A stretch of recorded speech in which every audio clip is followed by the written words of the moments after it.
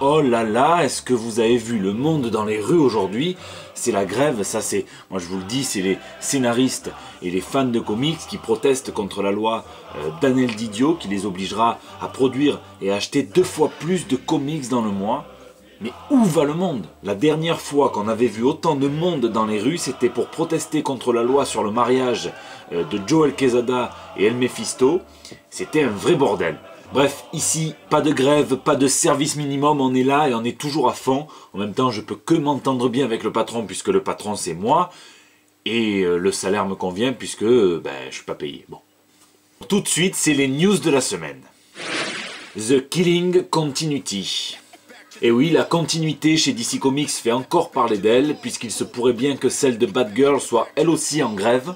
En effet, on peut considérer The Killing Joke comme étant un monument hors continuité d'ici, sauf que c'est pas le cas, puisque dans l'œuvre donc de Alan Moore et Brian Bolland, Barbara Gordon, donc ancienne Batgirl, se fait tirer dessus par le Joker, et donc elle est réduite à ce que Gail Simone appelle un objet, une femme objet de l'intrigue, qui sert juste à déclencher, à provoquer une réaction chez le héros mâle. Elle se fait donc tirer dessus, elle est incapacitée, elle finit dans un fauteuil roulant. Et le fait est que même si c'est misogyne, joyeuse journée de la femme en retard, eh bien c'est un événement marquant de la vie de Barbara Gordon, puisque ça lui a donné un nouveau souffle en tant qu'oracle, donc la super assistante en fauteuil roulant.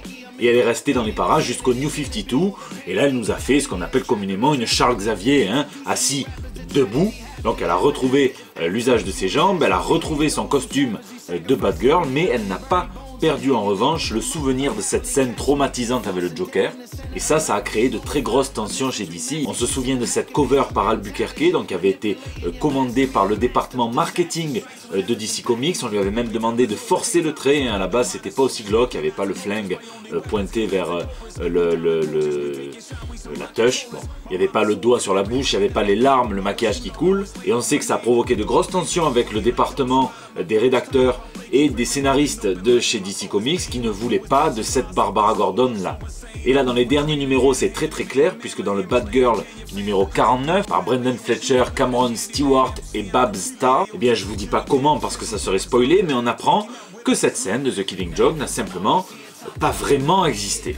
Et ça a fait une pagaille, oh là là. Et donc du coup les auteurs sont sortis de leur réserve sur Twitter. Stewart a dit « Je suis fan de l'ambiguïté en tant que procédé narratif. Il y a plusieurs interprétations de cette scène. L'interprétation d'une œuvre par le lecteur est aussi importante que l'intention de l'artiste. » Bref, il nous a fait l'élève de terminale en galère au bac de philo pendant au moins 10 tweets.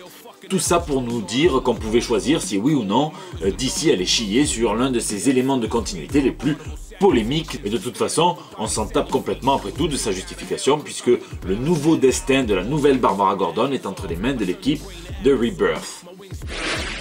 Un crossover Hellboy et Savage Dragon. Et oui, les types de 4 Star Studios ont eu l'autorisation de Mike Mignola et Eric Larsen pour utiliser les personnages d'Hellboy et de Savage Dragon dans un comic book, apparaître donc pour le Free Comic Book Day à Chicago. Et comme vous pouvez le voir, ils ont poussé le principe du crossover assez loin, puisque les deux sont carrément imbriqués. Au niveau de l'intrigue, ça sera une espèce de grande bataille qui se déroulera dans une prison spatiale, et on sait que ça sortira le 7 mai dans une petite boutique de Chicago, et donc le 8 mai sur eBay évidemment, avec 150 000 € de plus sur le prix. Ça c'est naturel. Boom et DC font la paire.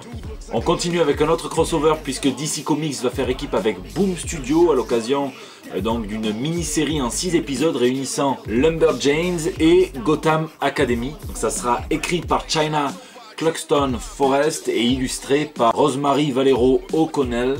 Alors évidemment c'est un crossover qui coule de source, puisque les deux histoires mettent en scène une équipe d'adolescents avec des problèmes d'ados, mais qui font face à des situations tout à fait exceptionnelles. Donc à vous de me dire si jamais cette idée vous enthousiasme ou non, si jamais vous trouvez que c'est une bonne idée, et si jamais vous ne connaissiez tout simplement pas Lumberjanes, parce que c'est vrai que c'est pas non plus The Walking Dead, c'est pas la série la plus connue chez les indépendants.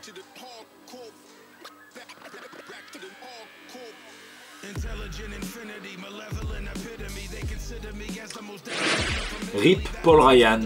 Et oui, on apprend la mort du célèbre dessinateur Paul Ryan. Il était réputé, entre autres, pour la longueur de son run sur les 4 Fantastiques. puisqu'il y était resté plus de 5 ans, du numéro 356 jusqu'au 414.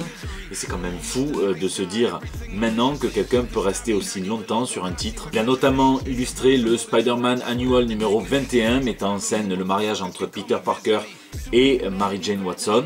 Le même numéro que Joe Quesada s'est enfoncé dans le rectum avec son One More Day. Il a ensuite travaillé chez DC Comics sur des titres tels que Superman, Batman, Flash et ironie du sort, c'est devenu le dessinateur des mariages emblématiques puisqu'il a illustré le mariage entre Lois et Clark. Adieu l'artiste.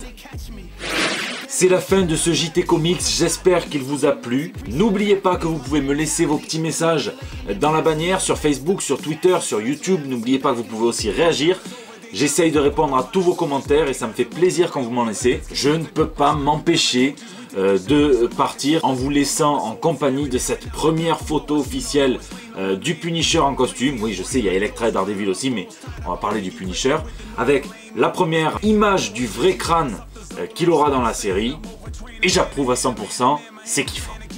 Lisez, lisez, lisez. Et à la semaine prochaine, on va regarder.